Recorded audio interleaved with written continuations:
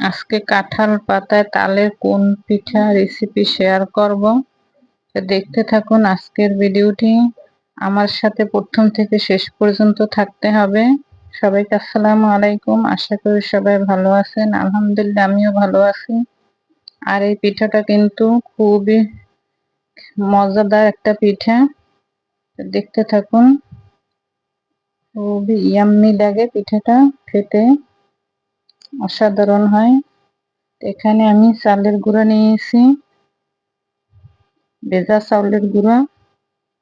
আপনারা চাইলে শুকনো চাউলের গুঁড়া ইউজ করতে পারেন এবং সুজি দিয়ে বানাতে পারেন। এখানে আমি ভেজা চাউলের গুঁড়ার সাথে স্বাদ মতন লবণ দিয়ে দিলাম এবং ভালো মিশিয়ে নেব লবণের সাথে চাউলের গুঁড়ার সাথে। এখানে আমি খাবার সোডা ইউজ করলাম 1 চামচ। এটা অপশনাল, আপনারা চাইলে দিতেও পারেন নাও দিতে পারেন, তবে দিলে কিন্তু ভালো হয়, পিঠাটা খেতে অসাধারণ হয়। তো চাউলের গুঁড়ো বুঝে শুনে তারপর কিন্তু খাবার সোডা ইউজ করতে হবে, কম বেশি লাগতে পারে। ভালোভাবে মিশিয়ে নিই। এখানে আমি কিছুটা গুঁড়ো দুধ নিয়েছি, তার সাথে পরিমাণ মতন চিনি দিয়ে নেব। মিষ্টিটা অবশ্যই বুঝে শুনে নেবেন, তাল যেই রকমের মিষ্টি হয় সেই রকমের। এখানে আমি আমার জাল করা তাল নিলাম। তালটা কিন্তু অবশ্যই জাল দিয়ে ঘন করে নেবেন। পিঠা বানালে কিন্তু তাল জাল দিয়ে নিতে, নাহলে কিন্তু খেতে ভালো লাগে না, কাঁচা কাঁচা গন্ধ থাকে। এখানে আমি পরিমাণ মতন নারিকেল দিয়ে দিলাম। এখন এই দুধ মিশানো এবং চিনি দিয়ে মিশানো পানিটা ইউজ করলাম। দুধটা অল্প অল্প দিয়ে মেখে নেব, অল্প অল্প দিয়ে মেখে নিতে হবে, একবারে সব দেওয়া যাবে না। এই যে বেটারটা কিন্তু খুব বেশি পাতলা হবে না এবং খুব বেশি ঘন হবে না, সেই রকমের মোটামুটি কিন্তু ঘনই বলা যায়। আবার ভালোভাবে ফেটিয়ে নিতে হবে। এই যে দেখুন, একটু ধৈর্য সহকারে ভালো মিশিয়ে নেবেন। তারপর 10 মিনিট রেস্টে রেখে দেব। আর মিষ্টিটা অবশ্যই কিন্তু চেক করে নিতে হবে। আপনারা কিন্তু চাইলে এখানে আখের গুঁড়ো ইউজ করতে পারেন বা খেজুরের গুঁড়ো, তাতেও কিন্তু কোনো সমস্যা নাই। এখানে আমি কাঁঠাল পাতা ধুয়ে নিছি, সাবান দিয়ে কিন্তু অবশ্যই কাঁঠাল পাতা ধুয়ে নিতে হবে।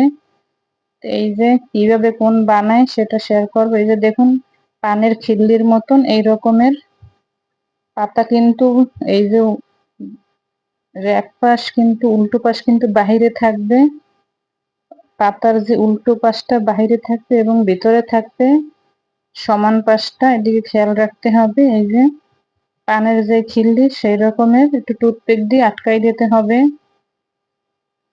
এই যে, তা আপনাদের সাথে আরো একটা শেয়ার করি কিভাবে বানায় কাঁঠাল পাতার এই কোন।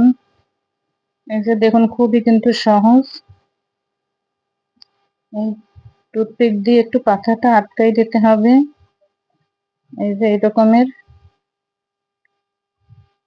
এইগুলো কিন্তু আমার সবগুলো বানানো হয়ে গেছে। এই যে দেখুন কতটা সুন্দর হয়েছে। এখন আমি পানি গরম করতে দিয়েছি। এখন আমি অল্প অল্প বেটার দিয়ে, পাতাটা কিন্তু সম্পূর্ণ ভরবো না, অর্ধেকটা পরিমাণে দিয়েছি, উপরে একটু সামান্য নারিকেল ছিটিয়ে। তারপর এরকমের করে আমি সম্পূর্ণ পাতায় দেব।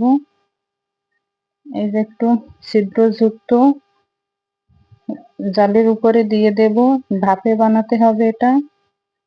এই যে অর্ধেক পরিমাণে কাঁঠাল পাতায় দেব, এটা কিন্তু ভরে যাবে ফাঁকা থাকাটা। এই যে একটু নারিকেল দিয়ে দেব, খেতেও কিন্তু অসাধারণ হবে। এই যে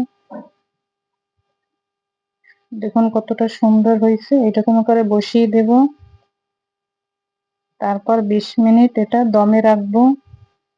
দমে না, একেবারে মনে করেন মিডিয়াম টু হাইতে রেখে 20 মিনিট এটা জাল করে নেব। এই যে 20 মিনিট পরে ফিরে আসলাম। যে টুথপিক দিয়ে একটু পরীক্ষা করে দেখি যে একেবারে কিন্তু ক্লিয়ার আসছে, হয়ে গেছে আমার এই পিঠাগুলো বানানো। তৈরি হয়ে গেল কাঁঠাল পাতার কোন পিঠা। তালের তাল দিয়ে যে এত সুন্দর কাঁঠাল পাতা কোন পিঠা হয়, না দেখলে বুঝতেই পারবেন না। এই যে না বানালে খুবই সুন্দর হয়েছে, দেখতে যেমন সুন্দর খেতেও কিন্তু অসাধারণ হয়। এবারে ফুলের মতন দেখতে দেখায়, দেখুন। এই যে আমার সবগুলো বানানো হয়ে গেছে। অসাধারণ হয়, খেতেও অসাধারণ। আমি কিন্তু পাতা থেকে এগুলা খুলে নিয়েছি। এই যে, আল্লাহ হাফেজ।